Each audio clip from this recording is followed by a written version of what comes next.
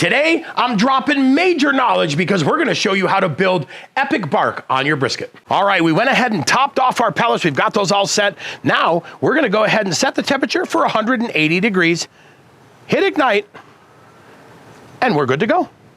Okay, so a couple things we're gonna need to build bark today because that is our secret. I'm gonna use a little bit of our coffee rub and our rub-a-dub mixed together. Now, a little bit higher sugar content. We've got some brown sugar in here.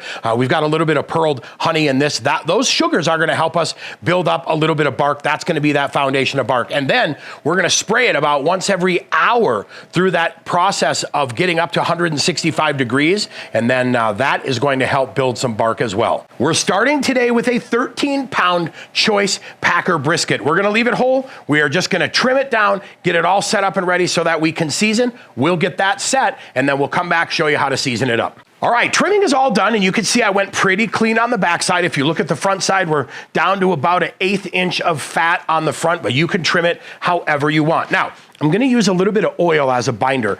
There's people that are using barbecue sauces, hot sauces, mustards, all that. I prefer just a light coating of oil. I don't find that there's any issue with smoke penetration. And in fact, honestly, I feel like it tastes better because that oil picks up smoke. Now, we'll start off with a little bit of our Island Boys coffee rub. Like I said, a little bit more brown sugar in there. I really like that. Helps build some beautiful bark. We actually call this kind of one of our bark biter rubs. So we'll go ahead and get this on here. Now, I'm gonna let this soak in for a little bit until it gets dark. When we come back, we'll add the other rub, show you how we finish off this side, get it all set for the smoker.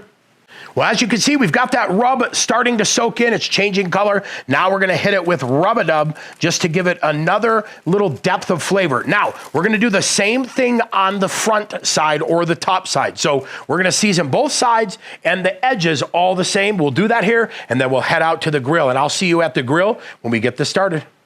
All right, we'll go ahead and add the brisket here. We've got the Traeger preheated 180 degrees. We're all good. Next up, we're gonna add the probe, get it all dialed in, and start this bark building. Okay, we'll go ahead and add that probe. I like to get it into about the thickest part there is, making sure we've got that buried in there. And go ahead, use whatever probe you want, and then we'll set the alarm on there so we can now track this on our Traeger app. We're gonna take this to 165 internal, but don't worry, we're gonna spray it every hour to start building some beautiful bark.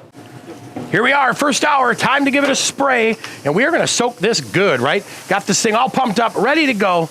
We're gonna soak it until it is hydrated, just like that. We're gonna close it, let it go. We'll come back and now spray this every hour until we hit 165 degrees.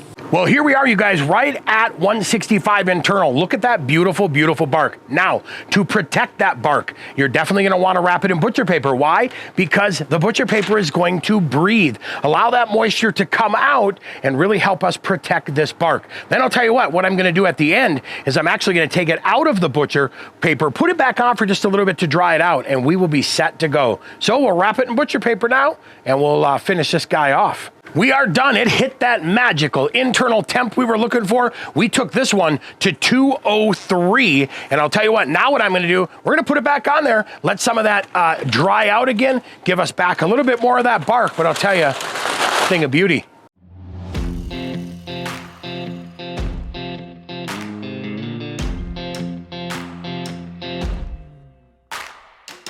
All right, so those were the tips on how to make amazing crust on your brisket and get some beautiful, beautiful bark. The video on how to cook a brisket on your Traeger, that's coming up next.